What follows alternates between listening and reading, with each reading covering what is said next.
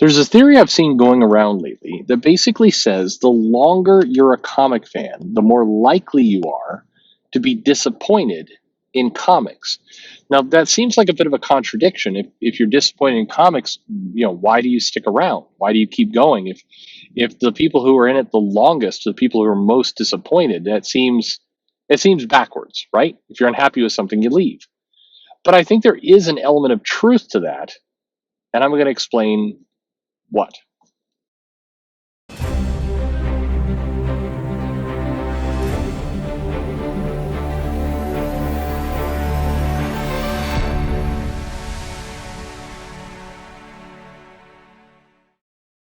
Hey everybody, this is Perch. This is one of those videos and one of those topics that you either accept the premise I kind of roll out right at the beginning as valid, or you don't, in which case we're not going to agree at the end, and that's okay. Because this is a premise, this is an idea. It may not be a correct idea, it may not be a fact, but it's an idea.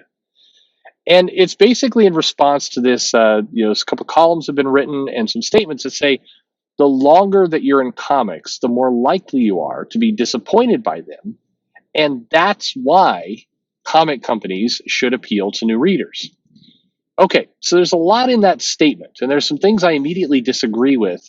First off, I don't necessarily think it is true that people who are in comics for a long period of time are more likely to dislike them or more likely to be unhappy with them. I think they may be more likely to be unhappy with what's currently going on in comics, and I think there's a reason for that. But I think that this idea that it's I'll put it this way: a lot of articles and a lot of arguments. It seems like what people want to say is, "Screw the old fans. We want to have new fans." That's what they want to say, and so they come up with a lot of reasons to try and validate that idea, that claim, that desire.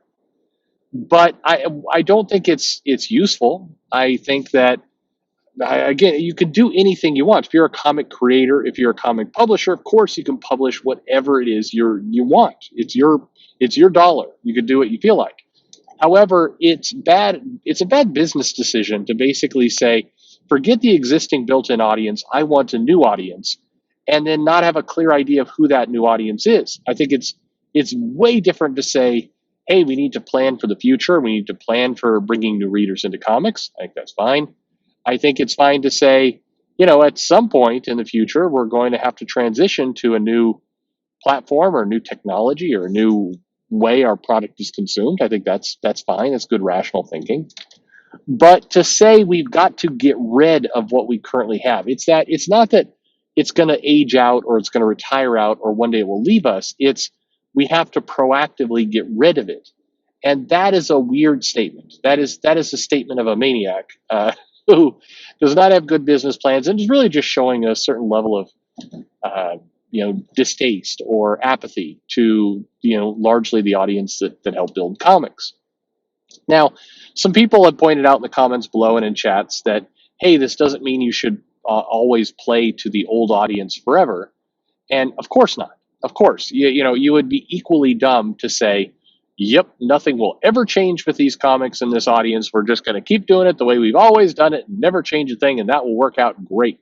That's not a good business plan either. Your audience, your customer base does change, it grows, it evolves over time, and you have to be very tuned into it so you know how to evolve with it. But the element of truth there, which I kind of hinted at a minute ago, was that if somebody is in comics for any length of time, and when I mean length of time, I mean, let's say more than 10 years, then naturally you're going to find comics that you love. You're going to find something that you really enjoy. And odds are the thing you're going to enjoy most is something that happened in the past. Not because there's particularly better work in the past than the present, but because by sheer numbers, you're talking about 100,000 comics from the past, and what, 200-300 comics being printed today a month. It's more likely that the thing you're going to love the most is going to happen in the past by numbers. Now, not always. Maybe somebody picks up the latest issue of Avengers, and it's part 4 of 5 of the Moon Knight writes the Avengers saga, and it's the best comic you've ever read in your entire life, and you fall in love with it forever, and that could happen. It probably won't happen, but it could happen. Anything could happen. Um, but actually, let's be serious. That's not going to happen. You could have picked up your very first comic. It was Iron Man 2020, and then you went back and you read 1,000 other comics, and you realized that the very first comic you read, Iron Man 2020, was the best one. That is possible. That it's not possible. Uh, the point is, it by sheer numbers and the sheer reality of what comics is, the best thing you've ever written is probably something that it's all the best thing you've ever read is probably something that's all you've been written. That's the point I'm trying to make.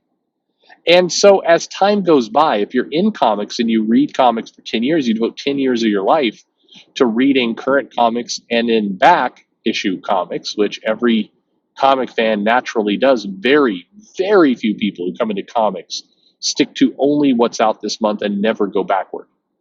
Almost all people go backward.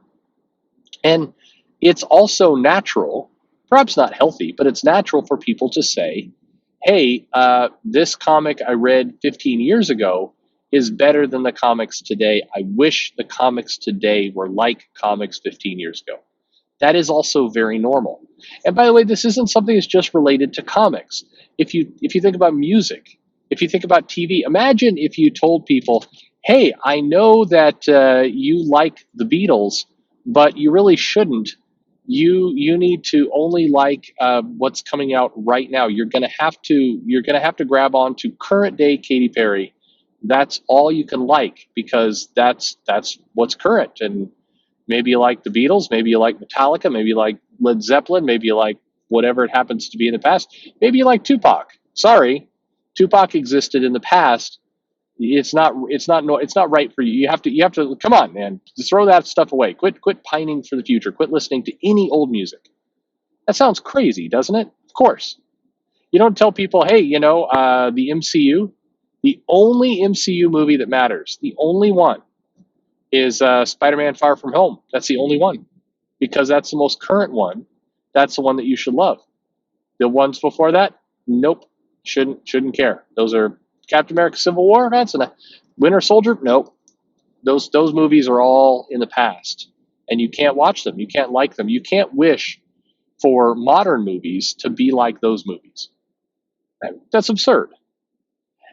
It's normal for people to find things that they like and love from the past, for them to wish that more stuff in the future was like those things, and to then mosey on with their life. That's normal. Now, granted, it's not normal for people to get so rabid and so angry about current comics that they, if it's not 10 years old, it's not worth reading. That's also silly. There is good work being produced today. It is out there. I put it this way. I used this example with somebody recently who was, pining off of the awesome Walt Simonson Thor run, which is awesome. That was a great, great run of comics. And they're saying modern comics can never be as good as that. And I said, were you aware that Walt Simonson's got this book Ragnarok out right now that is not Thor, but it's close enough to Thor. I mean, it's a very close shadow to Thor. And it is pretty damn awesome. It is an awesome book, and it's being made right now, and you can go pick it up. There are good comics being made all the time. There's even a very small chance that one of those new comics that's being made might become your all-time favorite, although the odds, again, are against it. That doesn't mean that you're wrong for liking old comics. It doesn't mean that the new comics are all bad. It just means that chances are you will dislike more comics today than the comics you've read in the past. It's math. It's follow the science. You got to trust the science. That's what I'm trying to tell you. You got to trust the science. It is an interesting phenomenon, and it's normal for anything that has a collector aspect to it, that has a legacy behind it, like comics, like movies, like music. That the best stuff is behind you. And rather than seeing that as a anchor around your neck that's going to drown you, why not see it as freeing? I think music has largely figured it out that the classics, the music that built the platform, the shoulders that a lot of people stand on today, is definitely worth listening to, and frankly, worth monetizing. I mean, the music industry is no stranger to digging into their library and pulling stuff out and continuing to keep that stuff alive. Not at all. And they will continue to do that forever. They've figured out that they can make money with new content and old content simultaneously, and it's a good thing. Now, I keep in mind one other thing, because I'll just follow this analogy along to its conclusion. Some people have said, well, but the new music, the new content that's coming out, it shouldn't always try to, tap into the feelings of the old stuff. And to that, I would say, are really? Because there are a ton of bands that adapt the sounds and the styles from all forms of music, of music in the past. That is not uncommon. And today, if the Beatles were, first of all, if they were all alive and they were able to make that kind of music, do you really think that studios would be like, I don't think we want you. You need to. We've got to do something new. Let's not put any effort. No, they'd be merchandising the living hell out of them. How do we know this? Turns out the Rolling Stones are still touring. In some cases, a lot of these old bands are still going, with no signs of stopping. They will die on that stage. Now, granted, if their new work is not as good as their old work, the fans will like the old work and not embrace the new work. And that's kind of the point I've been making this entire video. We shouldn't be so quick to dump the old stuff out, and we shouldn't be so alarmed that, comic fans like older work than newer work. That's not unusual. That's not terribly bad. But mocking it, shaming it, being alarmed by it, talking about how we have to dump the old audience as fast as we possibly can, that's all just that's crazy. Those are words being said by people with no business sense. How about you? What's your is your favorite book behind you, and does that depress you, or is actually that something to kind of be inspired by? That there's some good work out there. I don't know. I'm missing the gene that's supposed to make me feel really angry about the fact that my favorite comic books are ones in the past. To me, I just take that as a cool thing. I look for new versions of those comics, new omnibuses, new hardcovers, whatever it happens to be. I cheerfully give my money to these publishers time and time again for the same content because they keep giving me new versions of it. And yeah, I'm cool. How about you? Leave a comment below, like, subscribe, click the bell for notifications. Most importantly, though, thanks for listening.